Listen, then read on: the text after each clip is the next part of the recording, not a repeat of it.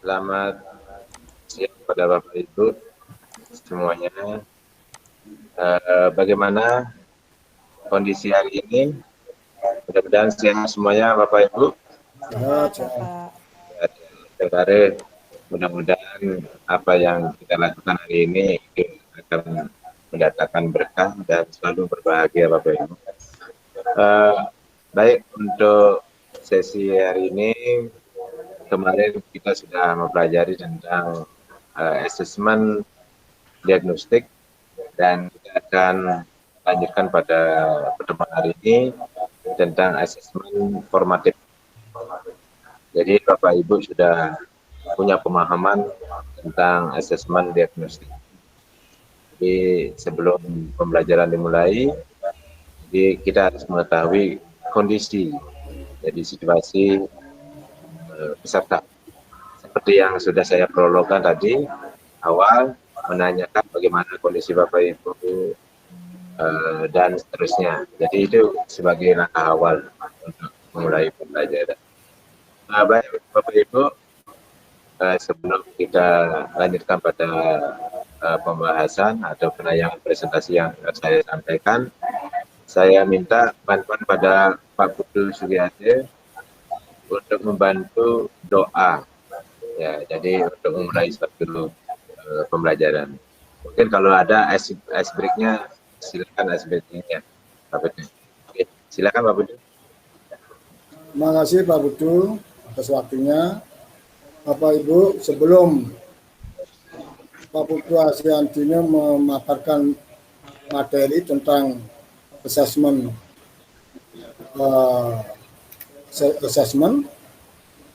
sebaiknya kita berdoa. Berdoa mulai, berdoa selesai. Bapak Ibu yang saya hormati, kita lanjutkan untuk merefresh kondisi kita ini, imun kita. Saya akan memberikan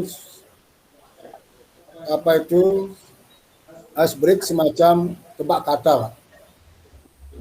Ya, semacam tebak kata.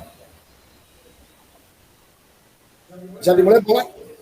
Bisa. Coba sebutkan, Pak, 5 kata yang ada hubungannya dengan kota yang ada di Jawa. Pak Putu, nama satunya? Semarang. Bagus. Dulu. Tetapi Pak Mulu yang ada di Jawa. Semarang. Bagus.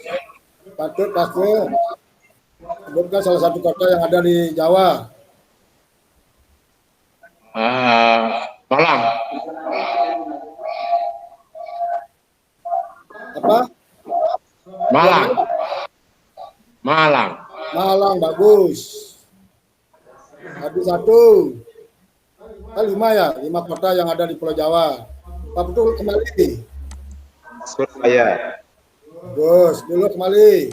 Jakarta. Bagus. Yang kedua, masih tebak kata. Sebutkan 5 kata yang 5 buah yang mengandung vitamin C. Pak Putu. Jeruk. Bagus. Pak Putu. Tomat. Jeruk. Yang mengandung apa? Tomat. Tomat, bagus. Bagaimana kalau strawberry? Bagaimana nih? Anggur,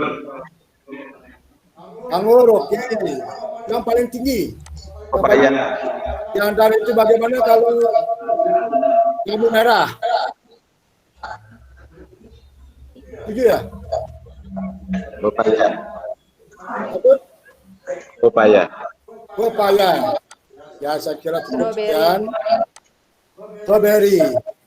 Ya, daerah penghasil. Ada di Pansari nih, Pak. Ya, sekian untuk refresh nih imun kita sebelum mengikuti paparan dari Pak Duku Asyadinir yang akan membahas tentang tes sumatif Pak ya. Formatif, formatif. Ya, Tes formatif dan sumatif. ya formatifnya. Yeah. Untuk itu waktu saya silakan. Ya, terima kasih sudah berdoa dari awal dan explication-nya yang luar biasa nih. Jadi untuk mengarahkan peserta fokus kepada pembelajaran hari ini. Baik Bapak Ibu, saya hormati, pada hari ini kita akan membahas pertemuan berikutnya yang sebelumnya Bapak Ibu sudah pahami tentang asesmen diagnostik. Sekarang kita lanjut ya. Mungkin saya bertanya untuk mengingat pemahaman Bapak Ibu yang sebelumnya, mungkin Ibu Loh, asesmen diagnostik itu ada dua. Jadi apa saja silakan Bu Loh. Asesmen diagnostik ada dua jenis, yaitu asesmen diagnostik non-kognitif dan kognitif. Iya, benar. Ya, Bro, masih ingat. Jadi pemahaman untuk pembelajaran sebelumnya. Nah, baik Bapak Ibu, kita lanjut ke asesmen formatif. Jadi mungkin saya akan tanyakan presentasi tentang asesmen formatifnya.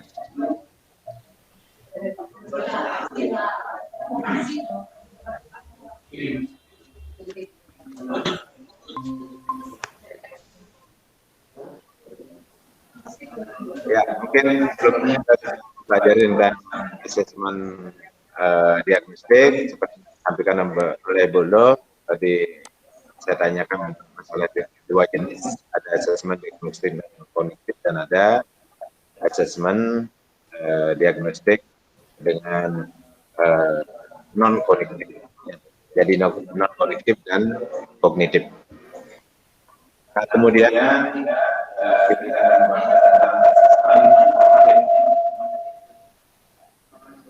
asesmen formatif ini dilaksanakan pada proses pembelajaran yang kita laksanakan. Ya. Jadi asesmen formatif itu dilaksanakan, jadi penilaian yang dilaksanakan pada suatu proses pembelajaran berlangsung. Nah, jadi kalau kaitannya dengan pembelajaran kita, jadi tentang memperkenalkan diri, jadi maupun diri sendiri maupun orang lain. Jadi kegiatannya itu adalah dari asesmen formatif itu adalah menyimak penjelasan guru, melatih perkenalan diri sendiri dalam bahasa Jepang, kemudian menyampaikan perkenalan diri sendiri di depan kelas. Ya, jadi kalau misalnya memperkenalkan orang lain dengan bahasa Jepang, jadi menyimak penjelasan guru, melatih perkenalan guru lain, perkenalan orang lain dengan bahasa Jepang, kemudian menyampaikan perkenalan orang lain dengan temannya di depan kelas. Nah, kemudian teknik penilaian itu ada 3 yang dinilai, itu adalah kesesuaian lafal dalam bahasa Jepang. Jadi ini konteksnya dengan berbicara, kemudian intonasi penyampaian, kemudian gestur tubuh. Jadi bagaimana gerakan tubuh kita kalau memperkenalkan diri. Kalau orang Jepang itu biasanya agak membungkukkan badan ke depan sedikit. Nah, itu sebagai tanda hormat pada orang yang diajak bicara. Nah, kemudian skor di dalam kategori yang daripada asesmen formatif ini adalah kesesuaian teknik penilaian itu nilainya 2. Kalau kesesuaian sebagian teknik penilaian itu dapat nilai 1, kemudian seluruhnya tidak sesuai dengan teknik penilaian ya dapat nilai 0. Nah, kemudian rencana tindak lanjut itu kita kelompokkan menjadi 3. Jadi yang sesuai dengan kompetensinya dalam proses pembelajaran. Yang kelompok 1 adalah siswa yang standar kelas, jadi kemudian yang kedua adalah peserta didik ataupun siswa di bawah rata kelas. Kemudian yang ketiga adalah peserta didik di atas rata kelas. Kemudian langkah-langkah apa saja yang dilakukan dalam asesmen formatif ini? Itu ada langkah yang pertama, itu adalah persiapan dan pelaksanaan. Jadi persiapan dan pelaksanaan untuk asesmen formatif ini adalah dengan membuat jadwal pelaksanaan asesmen pada saat proses pembelajaran, kemudian identifikasi materi asesmen dengan penyederhanaan KD, kemudian susun pertanyaan sederhana dengan ketentuan sebagai berikut. Jadi pertanyaan sesuai kelasnya dengan topik capaian pembelajaran baru, kemudian 3 pertanyaan dengan topik 1 kelas di bawahnya dan 1 pertanyaan dengan topik 2 kelas di bawah. Nah, kemudian diagnosis dan tindak lanjut. Ini dengan ada 4 cara, yaitu melakukan pengolahan hasil asesmen dengan kategori paham utuh, paham sebagian, dan tidak paham. Kemudian pembagian siswa menjadi 3 kelompok, yaitu kelompok siswa yang nilai rata-rata kelas, jadi sesuai dengan rata-rata kelas, kemudian ada nilai di bawah rata-rata, dan ada nilai di atas rata-rata. Kemudian yang ketiga, penilaian pembelajaran topik sebelumnya, itu sebelum melanjutkan topik yang baru. Kemudian yang keempat adalah mengulangi proses asesmen dengan asesmen formatif untuk mencapai tujuan yang diharapkan. Nah, kemudian alat bantu yang dibutuhkan pada asesmen formatif ini adalah latihan memperkenalkan diri sendiri orang lain itu dengan e-kado atau kartu gambar. Kemudian sumber belajarnya adalah buku pelajaran bahasa Jepang dari sekolah 1. Kemudian termasuk juga video pembelajaran yang nanti bisa diberikan pada akhir pembelajaran apabila ada rata nilai siswa itu di bawah atau di atas ya. Jadi itu tergantung pada konteksnya. Jadi yang jelas penekanannya pada asesmen formatif ini adalah itu menunjukkan bahwa yang terpenting adalah proses. Jadi pada kurikulum operasional di satuan pendidikan itu lebih menekankan proses daripada nilai. Jadi sangat penting sekali dibutuhkan asesmen formatif ini yang tujuannya adalah untuk mengadakan penilaian pada proses pembelajaran. Sementara mungkin itu yang bisa saya sampaikan. Jadi kurang lebihnya kalau ada yang kurang berkenan ataupun misalnya memberikan masukan pada peserta, kami persilakan. Baik, sementara saya tutup dulu presentasinya.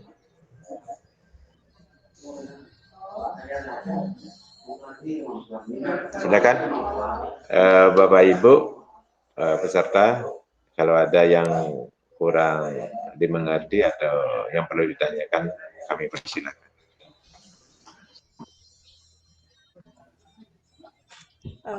Izin bertanya Bapak. Ya, silakan. Apakah penilaian unjuk kerja pada saat praktikum itu termasuk dalam penilaian formatif? Iya, itu pertanyaan ada lagi Bu? Itu ya. Ya, jadi kalau dalam praktikum dan sebagainya itu adalah termasuk juga dalam suatu proses. Ya, karena dalam proses ya, jadi otomatis termasuk juga termasuk bagian dari asesmen formatif. Yang jelas antara formatif dengan sumatif itu ada sangat keterkaitannya, itu saling dukung dan merupakan satu kesatuan holistik. Tapi dengan kurikulum operasional di satuan pendidikan yang paradigma baru ini justru lebih menekankan pada prosesnya. Jadi diketimbang dengan nilai. Jadi proses itu yang bagaimana dengan proses yang ada, proses pembelajaran sehingga peserta didik itu mampu untuk memahami jadi prosesnya ketimbang nilai. Walaupun itu tujuannya adalah pada nilai, tapi tetap kita lebih fokus atau lebih menekankan pada prosesnya daripada hasil. Sehingga nanti untuk asesmen formatif itu biasanya lebih banyak dibandingkan dengan asesmen sumatifnya. Mungkin itu dulu sementara yang bisa disampaikan. Ada lagi mungkin dari Pak Putu atau kalau saya ingin bertanya Pak, ya. Kalau tes formatif ini kan lebih menekankan daripada apa itu proses daripada hasil Pak ya. Ya. Yang saya tanyakan sejauh mana pentingnya tes formatif itu Pak? Kalau dibandingkan dengan tes yang lain seperti tes sumatif Pak, sejauh mana pentingnya ini tes formatif ini? Karena penilaiannya ini membuat penilaiannya agak sulit, Pak. Pelaksanaannya gampang, tapi membuat dirinya sulit, Pak. Apa itu instrumennya agak sulit, Pak. Bagaimana itu, Pak? Masih.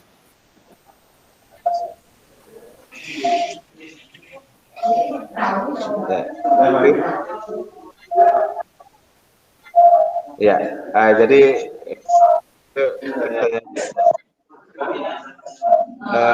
baik,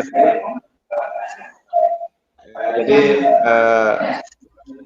formatif itu kan seperti yang saya sampaikan atau saya paparkan bahwa pada operasional di satu pendidikan, jadi lebih menekankan pada suatu proses dibandingkan dengan hasil. Jadi untuk dalam proses pembelajaran itu untuk asesmen formatif itu kita dari mulai peserta didik mengikuti kegiatan proses pembelajaran sampai dengan akan diadakan atau sampai akhir pembelajaran itu diadakan suatu asesmen. Jadi bagaimana itu mampu untuk mempelajari, kemudian termasuk juga ada istilahnya sesuai dengan dimensi profil pelajar Pancasila, termasuk juga penilaian sikap di sana. Ya, jadi itu merupakan satu kesatuan holistik, Pak Putu. Jadi selain mengejar dari pengetahuan, kemudian atau kompetensi, kemudian konten dan variasi itu dikolaborasikan atau menjadi kesatuan holistik dengan sikap dimensi profil Pancasila itu biar sebagai aspek penilaian pada peserta didik kita. Mungkin itu sementara Pak. Terima kasih, Pak.